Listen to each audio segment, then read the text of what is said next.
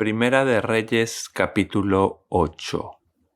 Entonces Salomón mandó llamar a los ancianos de Israel y a todos los jefes de las tribus, los líderes de las familias patriarcales de los israelitas, para que fueran a Jerusalén. Ellos debían trasladar el arca del pacto del Señor desde su sitio en la ciudad de David, también conocida como Sión, hasta el templo. Así que todos los hombres de Israel se reunieron ante el rey Salomón durante el Festival de las Enramadas, que se celebra anualmente a comienzos del otoño, en el mes de Etanim.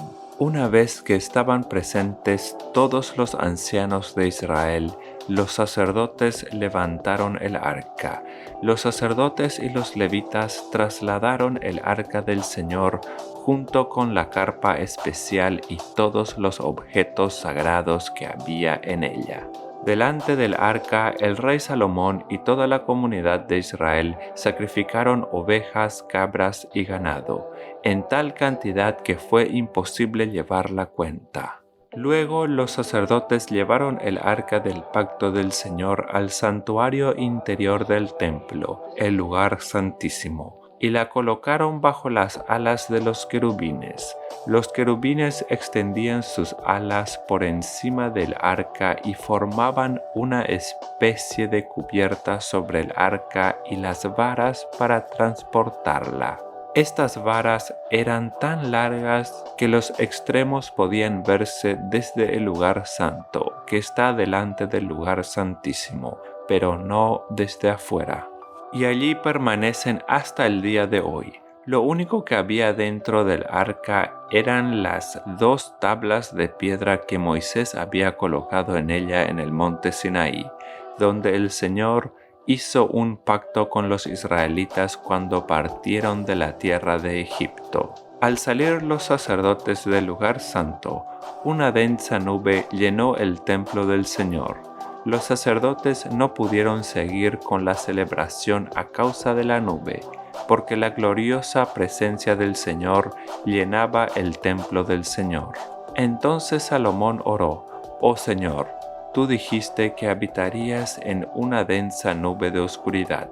Ahora te he construido un templo glorioso, un lugar donde podrás habitar para siempre». Luego el rey se dio vuelta hacia toda la comunidad de Israel que estaba de pie ante él, y después de bendecir al pueblo dijo: «Alabado sea el Señor Dios de Israel, quien cumplió la promesa que le hizo a mi padre David, pues le dijo a mi padre: desde el día en que saqué de Egipto a mi pueblo Israel, nunca escogí una ciudad de ninguna de las tribus de Israel como el sitio donde se construyera un templo para honrar mi nombre, pero he elegido a David para que sea rey de mi pueblo Israel». Después Salomón dijo: «Mi padre David quería construir este templo para honrar el nombre del Señor, Dios de Israel». Pero el Señor le dijo: «Tú querías construir el templo para honrar mi nombre. Tu intención es buena, pero no serás tú quien lo haga. Será uno de tus hijos quien construirá el templo para honrarme». Ahora el Señor ha cumplido la promesa que hizo, porque he llegado a ser rey en lugar de mi padre y ocupo el trono de Israel, tal como el Señor lo prometió. He construido este templo para honrar el nombre del Señor Dios de Israel. Además, he preparado un lugar allí para el arca, la cual contiene el pacto que el Señor hizo con nuestros antepasados cuando los sacó de Egipto. Luego Salomón, de pie ante el altar del Señor y frente a toda la comunidad de Israel, levantó las manos al cielo y oró: «Oh Señor, Dios de Israel, no hay Dios como tú arriba en el cielo ni abajo en la tierra. Tú cumples tu pacto y muestras amor inagotable a quienes andan delante de ti de todo corazón. Has cumplido tu promesa a tu siervo David, mi padre. Pronunciaste esa promesa con tu boca y hoy la has cumplido con tus propias manos». Ahora, oh Señor, Dios de Israel, lleva a cabo la promesa que le hiciste a tu siervo David mi padre, cuando le dijiste: si tus descendientes cuidan su comportamiento y me siguen con fidelidad, así como tú lo has hecho, siempre habrá uno de ellos sentado en el trono de Israel. Ahora, oh Dios de Israel, cumple esta promesa que le hiciste a tu siervo David mi padre. Pero ¿es realmente posible que Dios habite en la tierra? Ni siquiera los cielos más altos pueden contenerte, mucho menos este templo que he construido. Sin embargo, escucha mi oración y mi súplica, oh Señor mi Dios. Oye el clamor y la oración que tu siervo te eleva hoy. Que noche y día tus ojos estén sobre este pueblo, este lugar del cual tú has dicho: mi nombre estará allí. Que siempre oigas las oraciones que elevo hacia este lugar. Que atiendas las peticiones humildes y fervientes de mi Padre y de tu pueblo Israel, cuando oremos hacia este lugar. Sí, óyenos desde el cielo donde tú vives, y cuando nos escuches, perdona. Si alguien agravia a otra persona y se le exige que haga juramento de inocencia ante tu altar en este templo, oye entonces desde el cielo y juzga entre tus siervos, entre el acusador y el acusado. Castiga al culpable según su merecido y absuelve al inocente debido a su inocencia. Si tu pueblo Israel cae derrotado ante sus enemigos por haber pecado contra ti, pero luego vuelve a ti y reconoce tu nombre y eleva oraciones a ti en este templo, oye entonces desde el cielo y perdona el pecado de tu pueblo Israel, y hazlo volver a esta tierra que diste a sus antepasados. Si los cielos se cierran y no hay lluvia porque tu pueblo ha pecado contra ti, y si luego ellos oran hacia este templo y reconocen tu nombre y se apartan de sus pecados, porque tú los has castigado, oye entonces desde el cielo y perdona los pecados de tus siervos, tu pueblo Israel. Enséñales a seguir el camino correcto y envía lluvia sobre tu tierra, la tierra que diste a tu pueblo como su preciada posesión. Si hay hambre en la tierra o pestes, o plagas en cultivos, o ataques de langostas u orugas, o si los enemigos de tu pueblo invaden el territorio y sitian las ciudades, cualquiera sea el desastre o la enfermedad que ocurra, si luego tu pueblo Israel ora por sus dificultades con las manos levantadas hacia este templo, oye entonces desde el cielo donde tú vives y perdona. Haz con tu pueblo según merecen sus acciones, porque solo tú conoces el corazón de cada ser humano. Entonces ellos te temerán mientras vivan en la tierra que diste a nuestros antepasados. En el futuro, los extranjeros que no pertenezcan a tu pueblo Israel oirán de ti. Vendrán de tierras lejanas a causa de tu nombre, porque oirán de tu gran nombre, de tu mano fuerte y de tu brazo poderoso, cuando ellos oren en dirección a este templo. Oye entonces desde el cielo donde vives y concédeles lo que te pidan. De esa forma, todos los habitantes de la tierra llegarán a conocerte y a temerte, igual que tu pueblo Israel. También sabrán que este templo que he construido honra tu nombre. Si tu pueblo sale a donde tú lo envías a luchar contra sus enemigos, y si ora al Señor en dirección a esta ciudad que has escogido y hacia este templo que yo he construido para honrar tu nombre, oye entonces desde el cielo sus oraciones y defiende su causa. Si ellos pecan contra ti, ¿y quién nunca ha pecado? Tal vez te enoje con ellos y permitas que sus enemigos los conquisten y los lleven cautivos a su tierra, ya sea cerca o lejos.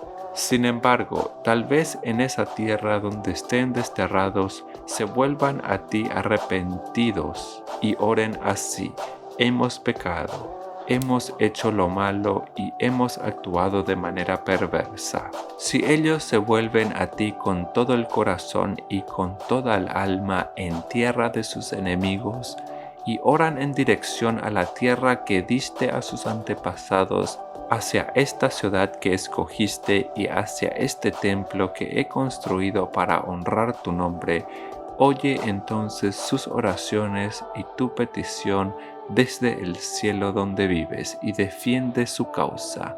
Perdona a tu pueblo que ha pecado contra ti. Perdona todas las ofensas que haya cometido en tu contra.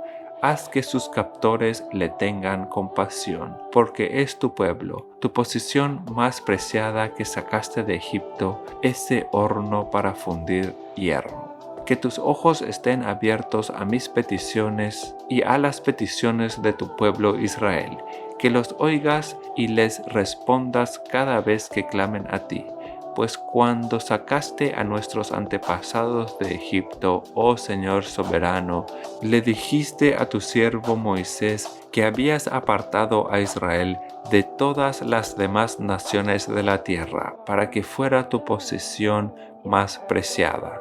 Cuando Salomón terminó de elevar estas oraciones y peticiones al Señor, se puso de pie frente al altar del Señor, donde estaba arrodillado con las manos levantadas al cielo. De pie bendijo en voz alta a toda la congregación de Israel, diciendo: Alabado sea el Señor, quien ha dado descanso a su pueblo Israel, tal como lo prometió. No ha faltado ni una sola palabra de todas las promesas maravillosas que hizo mediante su siervo Moisés. Que el Señor nuestro Dios esté con nosotros como estuvo con nuestros antepasados, que nunca nos deje ni nos abandone, que ponga en nosotros el deseo de hacer su voluntad en todo y de obedecer todos los mandatos, los decretos y las ordenanzas que dio a nuestros antepasados.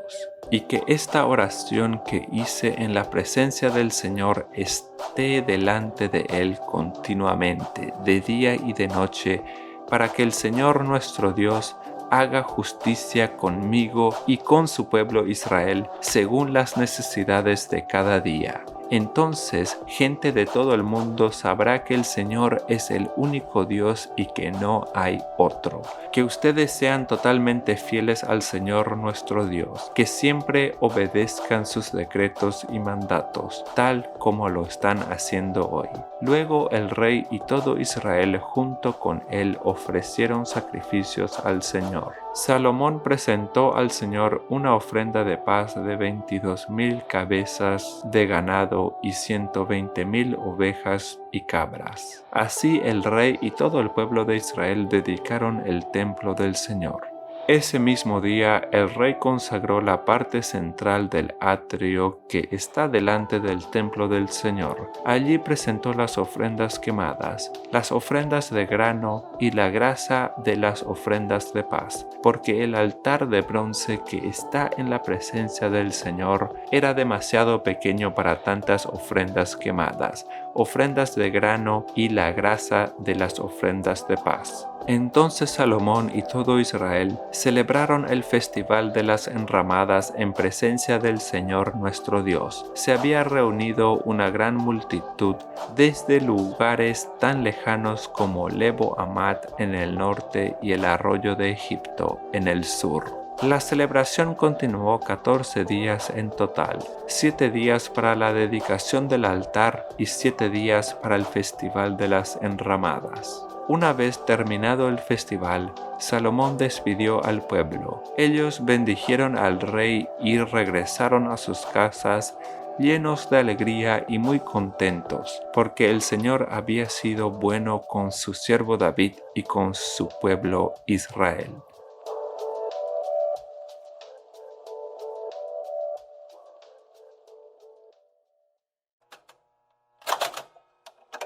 Proverbios capítulo 4.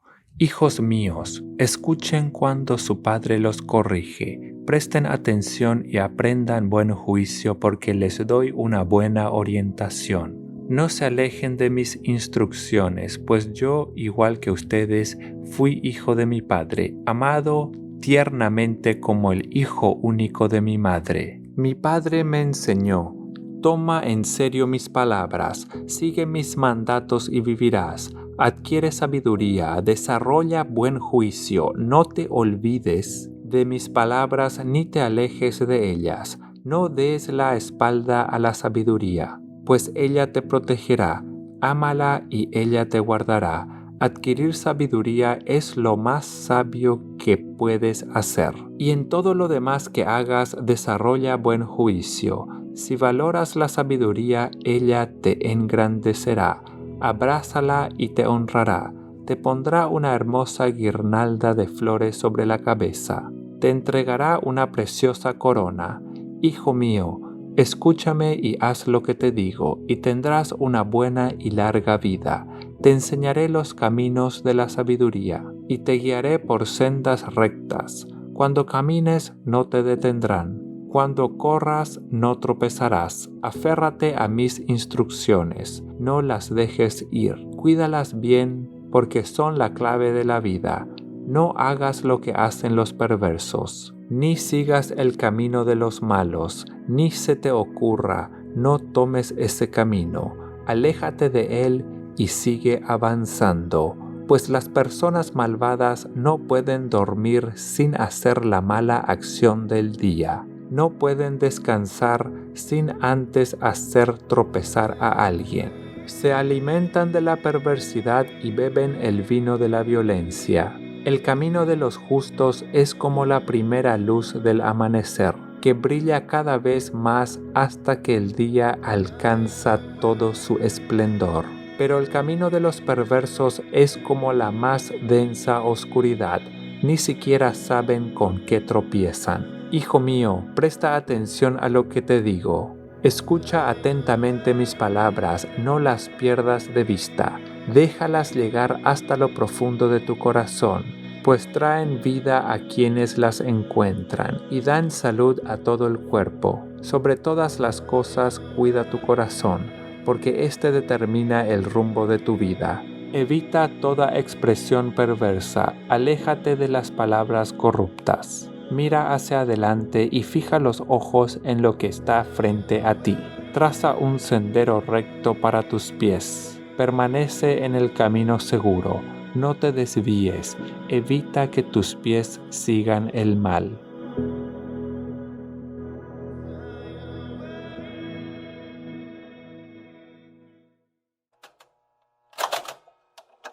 Gálatas capítulo 2.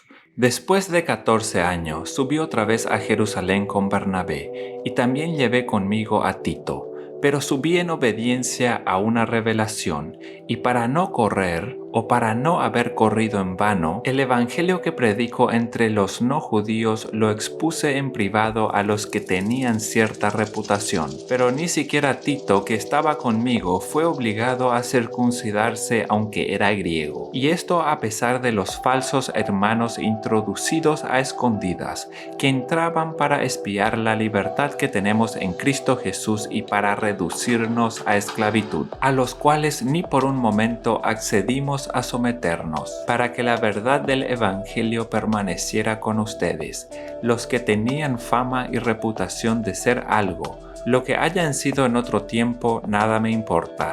Dios no hace acepción de personas. No me comunicaron nada nuevo. Por el contrario, como vieron que me había sido encomendado el evangelio de la incircuncisión, como a Pedro el de la circuncisión, pues el que actuó en Pedro para el apostolado de los judíos, actuó también en mí para con los no judíos. Y como reconocieron la gracia que me había sido dada, Jacobo, Cefas y Juan, que eran considerados como columnas, nos dieron a mí y a Bernabé la diestra en señal de compañerismo, para que nosotros fuéramos a los no judíos y ellos a los judíos.